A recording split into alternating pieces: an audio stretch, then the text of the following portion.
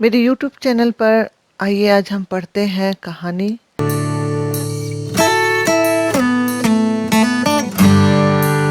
नरक का मार्ग, जो प्रेमचंद द्वारा रचित कहानी है। यह कहानी नारी जीवन की समस्या और हमारे समाज के जो नियम कानून है उसके दुष्परिणाम की ओर संकेत करती है। यह कहानी पढ़ते पढ़ते आप समझ जाएंगे कि इसमें किस समस्या की ओर संकेत किया गया है और प्रेमचंद ने अपनी कहानियों के माध्यम से हमेशा समाज में जो बुरी तरह से समस्याएं छाई हुई है और जिसका दुष्परिणाम पूरे समाज को भुगतना पड़ता है, ऐसी समस्याओं की ओर हमारा ध्यान आकर्षित करने की उन्होंने कोशिश की है और ध्यान ले जाने की भी कोशिश की है और अपनी कहानियों के माध्यम से इन समस्याओं को उजागर भी किया है। तो कहानी पढ़ते हैं हम। रात भक्तमाल पढ़ते पढ़ते न जाने कब नींद आ गई। कैसे कैसे महात्मा थे जिनके लिए भगवत प्रेम ही सब कुछ था, इसी में मगन रहते थे। ऐसी भक्ति बड़ी तपस्या से मिलती है। क्या मैं वह तपस्या नहीं कर सकती? इस जीवन में और कौन सा सुख रखा है आभूषणों से? जिसे प्रेम हो वह जाने। यहाँ तो इन्हें देखकर आंखें फूटती हैं। कल पगली सुशीला ने कितनी उमंगों से मेरा श्रृंगार किया था, कितने प्रेम से बालों में फूल गूंथे थे। कितना मना करती रही लेकिन वह ना मानी। आखिर वही हुआ जिसका मुझे भय था। जितनी देर उसके साथ हंसी थी उससे कहीं ज्यादा मैं रोई। संसार में ऐसी भी कोई स्त्री है जिसका पति उसका श्रृंगार देखकर सर से पांव तक जल उठे? कौन ऐसी स्त्री है जो अपने पति के मुंह से ये सुने कि तू मेरा परलोक बिगाड़ेगी और कुछ नहीं, तुम्हारे रंग ढंग ये बता रहे हैं, और फिर उस स्त्री को विष खाने को न मन करे? भगवान, संसार में ऐसे भी मनुष्य हैं। आखिर मैं नीचे चली गई और भक्तमाल पढ़ने लगी। अब वृंदावन बिहारी की सेवा करूंगी, उन्हीं को अपना श्रृंगार दिखाऊंगी। वह तो देखकर न जलेंगे, वह तो मेरे मन का हाल जानते हैं। भगवान, मैं अपने मन को कैसे समझाऊं? तुम अंतर्यामी हो, तुम मेरे रोम रोम का हाल जानते हो। मैं चाहती हूँ कि उन्हें अपना इष्ट समझूं, उनके चरणों की सेवा करूं, उनके इशारे पर चलूं, उन्हें मेरी किसी बात से, किसी व्यवहार से नाम मात्र भी दुख न हो। वह निर्दोष है। जो कुछ मेरे भाग्य में था वह हुआ। न उनका दोष है न माता पिता का। सारा दोष मेरे नसीबों ही का है। लेकिन यह सब जानते हुए भी जब उन्हें आते देखती हूँ तो मेरा दिल बैठ जाता है। मुंह पर मुर्दनी सी छा जाती है। सर भारी हो जाता है। जी चाहता है उनकी सूरत न देखूं। बात तक करने को जी नहीं चाहता। कदाचित शत्रु को भी देखकर किसी का मन इतना क्लांत ना होता होगा। उनके आने के समय दिल में धड़कन सी होने लगती है। 2-1 दिन के लिए कहीं चले जाते हैं तो दिल पर से एक बोझ सा उठ जाता है। हंसती भी हूँ, बोलती भी हूँ, जीवन में कुछ आनंद आने लगता है। लेकिन उनके आने का समाचार पाते ही फिर चारों ओर अंधकार छा जाता है। चित्त की ऐसी दशा क्यों है यह मैं नहीं कह सकती। मुझे तो ऐसा जान पड़ता है कि पूर्व जन्म में हम दोनों में वैर था। उसी वैर का बदला लेने के लिए इन्होंने मुझसे विवाह किया है। वही पुराने संस्कार हमारे मन में बने हुए हैं। नहीं तो वह मुझे देख देख कर क्यों जलते और मैं उनकी सूरत से क्यों घृणा करती। विवाह करने का तो यह मतलब नहीं हुआ करता। मैं अपने घर इससे कहीं ज्यादा सुखी थी। कदाचित मैं जीवन पर्यंत अपने घर आनंद से रह सकती थी। लेकिन इस लोक प्रथा का बुरा हो जो अभागिनी कन्याओं को किसी न किसी पुरुष के गले बांध देना अनिवार्य समझती है। वह क्या जानता है कि कितनी युवतियां उनके नाम को रो रही हैं। यहाँ पर परंपराओं की बात कही गई है कि कितनी युवतियां उन परंपराओं के कारण आज रो रही हैं। आगे मैं पढ़ती हूँ। अभिलाषाओं से लहराते हुए कितने कोमल हृदय उसके पैरों तले रोंदे जा रहे हैं। युवती के लिए पति कैसी कैसी मधुर कल्पनाओं का स्रोत होता है। पुरुष में जो उत्तम है, श्रेष्ठ है, दर्शनीय है, उसकी सजीव मूर्ति इस शब्द के ध्यान में आते ही उसकी नजरों के सामने आकर खड़ी हो जाती है। लेकिन मेरे लिए यह शब्द क्या है? हृदय में उठने वाला शूल, कलेजे में खटकने वाला कांटा, आंखों में गड़ने वाली किरकिरी, अंतःकरण को भेदने वाला व्यंग्यवाण। सुशीला को हमेशा हंसते देखती हूँ। वह कभी अपनी दरिद्रता का गिला नहीं करती।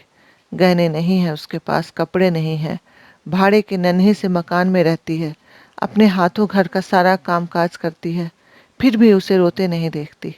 अगर अपने बस की बात होती तो आज अपने धन को दरिद्रता से मैं बदल लेती। अपने पतिदेव को मुस्कुराते हुए घर में आते देखकर उसका सारा दुख दारिद्र्य छूमंतर हो जाता है। छाती गज भर की हो जाती है। उनके प्रेमालिंगन में वह सुख है जिस पर तीनों लोगों का धन न्यौछावर कर दूं। आज मुझसे जब्त न हो सका। मैंने पूछा, तुमने किस लिए विवाह किया था? यह प्रश्न महीनों से मेरे मन में उठता था पर मन को रोकती चली आती थी। लेकिन आज प्याला छलक पड़ा। यह प्रश्न सुनकर कुछ बौखला से गए, बगले झांकने लगे, खीसे निकालकर बोले, घर संभालने के लिए, गृहस्थी का भार उठाने के लिए, और नहीं तो क्या भोग विलास के लिए? घरनी के बिना यह घर आपको भूत का डेरा सा मालूम होता था। नौकर चाकर घर की संपत्ति उड़ाए देते थे। जो चीज जहां पड़ी रहती थी वहीं पड़ी रहती थी, कोई उसको देखने वाला न था। तो अब मालूम हुआ कि मैं इस घर की चौकसी करने के लिए लाई गई हूँ। मुझे इस घर की रक्षा करनी और अपने को धन्य समझना चाहिए कि यह सारी संपत्ति मेरी है। मुख्य वस्तु संपत्ति है, मैं तो केवल चौकीदारिन हूँ। ऐसे घर में आज ही आग लग जाए। अब तक तो मैं अनजाने में घर की चौकसी करती थी। जितना वह चाहते हैं उतना न सही, पर अपनी बुद्धि के अनुसार अवश्य करती हूँ। आज से किसी चीज को भूलकर भी छूने की कसम खाती हूँ।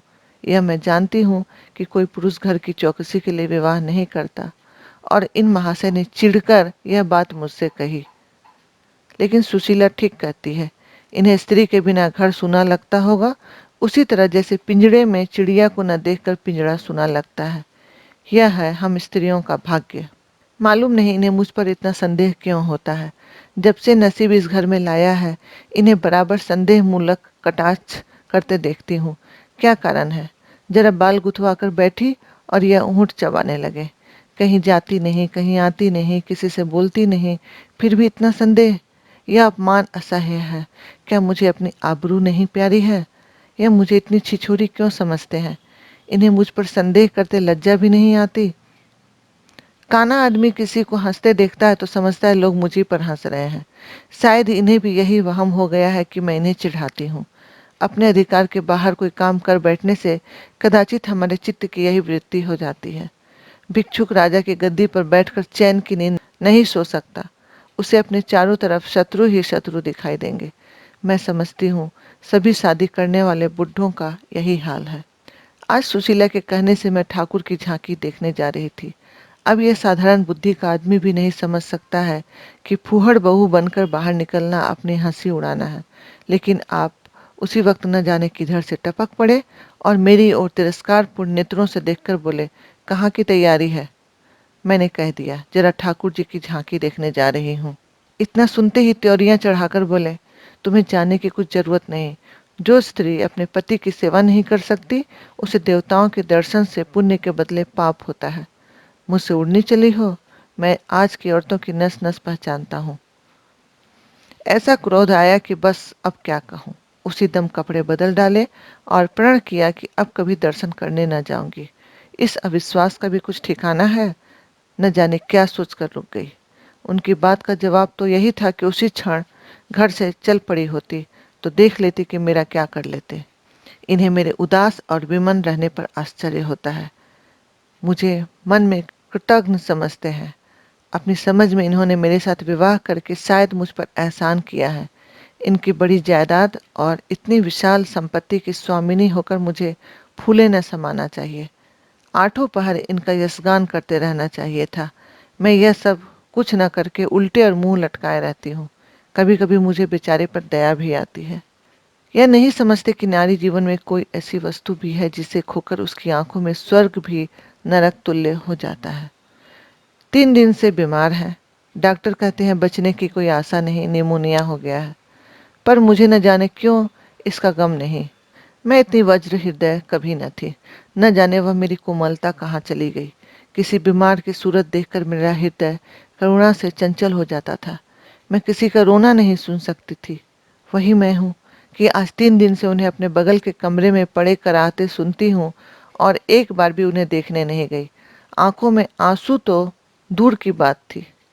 मुझे ऐसा महसूस होता है जैसे इनसे मेरा कोई नाता ही नहीं। मुझे चाहे कोई पिशाचिनी कहे, चाहे उल्टा, पर मुझे तो यह कहने में लेस मात्र भी संकोच नहीं है कि इनकी बीमारी से मुझे एक प्रकार का ईर्ष्या में आनंद आ रहा था। इन्होंने मुझे यहाँ कारावास दे रखा था। मैं इसे विवाह का पवित्र नाम नहीं देना चाहती, यह कारावास ही है। मैं इतनी उदार नहीं हूँ कि जिसने मुझे कैद में डाल रखा हो उसकी पूजा करूँ, जो मुझे लात से मारे उसके पैरों को चूमूं। मुझे तो मालूम हो रहा है ईश्वर इन्हें पाप का दंड दे रहे हैं। मैं निसंकोच होकर कहती हूँ कि मेरा इनसे विवाह नहीं। स्त्री किसी के गले बांध दिए जाने से ही उसकी विवाहिता नहीं हो जाती।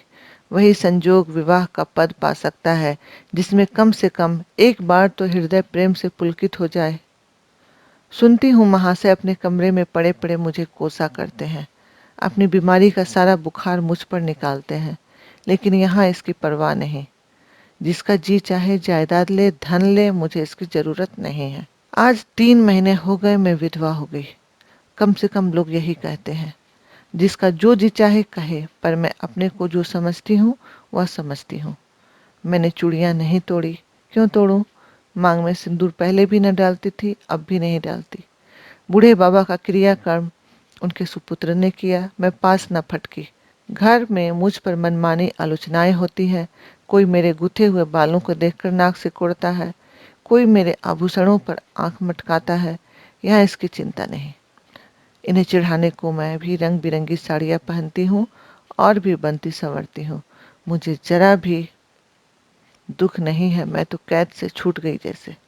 इधर कई दिन बाद सुशीला के घर गई। छोटा सा मकान है, कोई सजावट न सामान, चारपाइयाँ तक नहीं, पर सुशीला कितने आनंद से रहती है। उसका उल्लास देखकर मेरे मन में भी भांति भांति की कल्पनाएं उठने लगती हैं। उन्हें कुत्सित क्यों कहूँ जब मेरा मन उन्हें कुत्सित नहीं समझता। इनके जीवन में कितना उत्साह है। आंखें मुस्कुराते रहती हैं, होठों पर मधुर हास्य खेलता रहता है, बातों में प्रेम का स्रोत बहता हुआ जान पड़ता है। इस आनंद से चाहे वह कितना ही क्षणिक हो, जीवन सफल हो जाता है। फिर उसे भूल नहीं सकता। उसकी स्मृति अंत तक के लिए काफी हो जाती है। इस मिजराब की चोट हृदय के तारों को अनंतकाल तक मधुर स्वरों से कंपित रख सकती है। एक दिन मैंने सुशीला से कहा, अगर तेरे पति विदेश चले जाए तो तू रोते रोते मर जाएगी? सुशीला गंभीर भाव से बोली, नहीं बहन, मरूंगी नहीं। उनकी याद मुझे सदैव प्रफुल्लित करती रहेगी, चाहे उन्हें प्रदेश में बरसों लग जाए। मैं भी यही प्रेम चाहती हूँ। इसी चोट के लिए मेरा मन तड़पता रहता है। मैं भी ऐसी ही स्मृति चाहती हूँ जिससे दिल के तार सदैव बजते रहें, जिसका नशा नित्य छाया रहे। आज रात होते होते हिचकियां बंद गई मेरी। न जाने दिल भर भर आता था। अपना जीवन सामने बिहड़ मैदान की भांति फैला हुआ मालूम होता था, जहाँ बगुलों के सिवा हरियाली का नाम नहीं। घर फाड़े खाता था। चित्त ऐसा चंचल हो रहा था कि कहीं उड़ जाऊं। आजकल भक्ति के ग्रंथों की ओर ताकने को जी नहीं चाहता। कहीं सैर करने जाने की इच्छा नहीं होती। क्या चाहती हूँ यह मैं नहीं जानती, लेकिन मैं जो नहीं जानती वह मेरा एक एक रोम जानता है। मैं अपनी भावनाओं की सजीव मूर्ति हूँ। मेरा एक एक अंग मेरी आंतरिक वेदना का आर्तनाद हो रहा है। मेरे चित्त की चंचलता उस अंतिम दशा को पहुंच गई है। मनुष्य को निंदा की न लज्जा रहती है और न भय। जिस लोभी स्वार्थी माता पिता ने मुझे कुएं में ढकेला, जिस पाषाण हृदय प्राणी ने मेरी मांग में सिंदूर डालने का स्वांग किया, उनके प्रति मेरे मन में बार बार दुष्कामनाएं उठती है। मैं उन्हें लज्जित करना चाहती हूँ। मैं अपने प्राण देकर उन्हें प्राणदंड दिलाना चाहती हूँ। मेरा नारीत्व लुप्त हो गया है। मेरे हृदय में प्रचंड ज्वाला उठी हुई है। घर के सारे आदमी सोए हुए हैं। मैं चुपके से नीचे उतरी, द्वार खोला और घर से निकली। जैसे कोई प्राणी गर्मी से व्याकुल होकर घर से बाहर निकले और किसी खुली जगह की ओर दौड़े। उस मकान में मेरा दम घुट रहा था। सड़क पर सन्नाटा था, दुकानें बंद हो चुकी थी। सहसा एक बुढ़िया आती हुई दिखाई दी। मैं डरी कि कहीं चुड़ैल न हो। बुढ़िया ने मेरे समीप आकर मुझे सर से पांव तक देखा और बोली, किसकी राह देख रही हो? मैंने चिढ़कर कहा, मौत की। बुढ़िया बोली, तुम्हारे नसीबों में तो अभी जिंदगी के बड़े बड़े सुख भोगने लिखे हैं। अंधेरी रात गुजर गई, आसमान पर सुबह की रोशनी नजर आ रही है। मैंने हंसकर कहा, अंधेरे में तुम्हारी आंखें इतनी तेज हैं कि नसीबों की लिखावट पढ़ लेती हैं? बुढ़िया बोली, आंखों से नहीं पढ़ती बेटा, अक्ल से पढ़ती हूँ। धूप में चूड़े नहीं सफ़ेद किए हैं। तुम्हारे बुरे दिन गए और अच्छे दिन आ रहे हैं। हंसो मत बेटा, यही काम करते इतनी उम्र गुजर गई। इसी बुढ़िया की बदौलत जो नदी में डूबने जा रही थी वह आज फूलों की सेज सो रही है। जो जहर का प्याला पीने को तैयार थी वे आज दूध की कुल्लियां कर रही हैं। इसलिए इतनी रात गए निकलती हूँ कि अपने हाथों किसी अभागिनी का उद्धार हो सके तो करूँ। किसी से कुछ नहीं मांगती। भगवान का दिया सब कुछ घर में है। केवल यही इच्छा है कि जिन्हें धन की इच्छा हो उन्हें धन, जिन्हें संतान की इच्छा है उन्हें संतान मिल जाए। बस और क्या कहूँ। वह मंत्र बता देती हूँ, जिसकी जो इच्छा हो वह पूरी हो जाए। मैंने कहा, मुझे न धन चाहिए न संतान। मेरी मनोकामना तुम्हारे बस की बात नहीं। बुढ़िया हंसी। बेटी, जो तुम चाहती हो वो मैं जानती हूँ। तुम वह चीज चाहती हो जो संसार में होते हुए स्वर्ग की है, जो देवताओं के वरदान से भी ज्यादा आनंदप्रद है, जो आकाश कुसुम है, गुलर का फूल है और अमावस का चांद है। लेकिन मेरे मंत्र में वह शक्ति है जो भाग्य को भी संवार सकती है।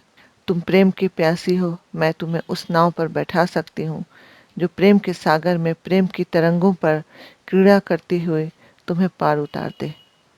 मैंने उत्कंठित होकर पूछा, माता तुम्हारा घर कहाँ है? बुढ़िया बोली, बहुत नजदीक है बेटी, तुम चलो तो मैं अपनी आंखों पर बैठा कर ले चलूं। मुझे ऐसा मालूम हुआ जैसे ये कोई आकाश की देवी है। उसके पीछे पीछे मैं चल पड़ी। लेकिन आह, वह बुढ़िया जिसे मैं आकाश की देवी समझती थी, नर्क की डायन निकली। मेरा सर्वनाश हो गया। मैं अमृत खोजती थी, विष मिला। निर्मल स्वच्छ प्रेम की प्यासी थी मैं, गंदे विषाक्त नाले में गिर पड़ी मैं। वह वस्तु न मिलनी थी, न मिली। मैं सुशीला का सुख चाहती थी, उल्टाओं की विषय वासना नहीं। लेकिन जीवन पथ में एक बार उल्टी राह निकलकर फिर सीधे मार्ग पर चलना कठिन है।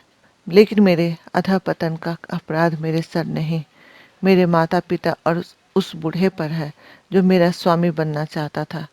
मैं पंक्तियां न लिखती, लेकिन इस विचार से लिख रही हूँ कि मेरी आत्मकथा पढ़कर लोगों की आंखें खुले। मैं फिर कहती हूँ, अब भी अपनी बालिकाओं के लिए मत देखो धन, मत देखो जायदाद, मत देखो कुलीनता, केवल वर देखो। अगर उसके लिए जोड़ का वर नहीं पा सकते तो लड़की को कुंवारी रख छोड़ो, जहर देकर मार डालो, गला घोंट डालो, पर किसी बूढ़े खुसट से मत ब्याह हो। स्त्री सब कुछ सह सकती है, दारुण से दारुण दुख, बड़े से बड़ा संकट अगर नहीं सह सकती तो अपने यौवन काल की उमंगों का कुछ ला जाना।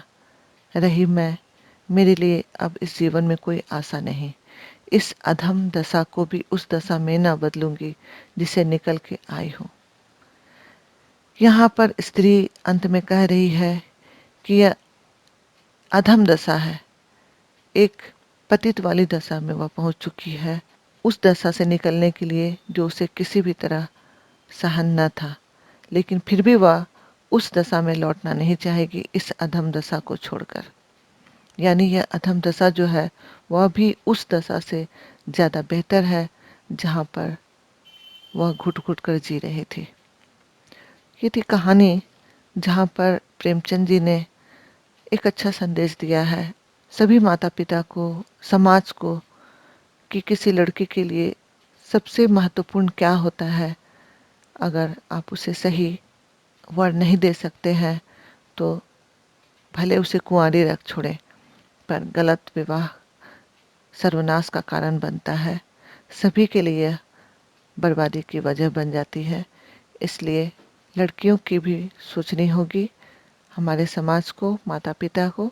पता नहीं क्यों माता पिता कभी लड़कियों की भावनाओं को समझने की कोशिश नहीं करते, उन्हें एक सामान की तरह उठाकर दूसरी जगह छोड़ देते हैं। ऐसा लगता है जैसे ऐसे वर के साथ इसे जोड़ दिया जाए जहाँ इसका पेट भरता रहे और यह एक पशु की भांति जीती रहे। सिर्फ इतना ही इसके लिए बदा है और इससे ज़्यादा इसे कुछ नहीं चाहिए। यह सोच ही बर्बादी, समाज के पतन का कारण बन रही है। और बहुत से लोग इसी तरह की कुछ और कहानियों के साथ मैं आपसे मिलती हूँ अगले वीडियो में। तब तक के लिए यह कहानी अच्छी लगी तो लाइक ज़रूर करें, अपने दोस्तों के साथ भी इसे शेयर करें। चैनल को सब्सक्राइब नहीं किया है तो सब्सक्राइब कर लें। वीडियो देखने के लिए आपका धन्यवाद।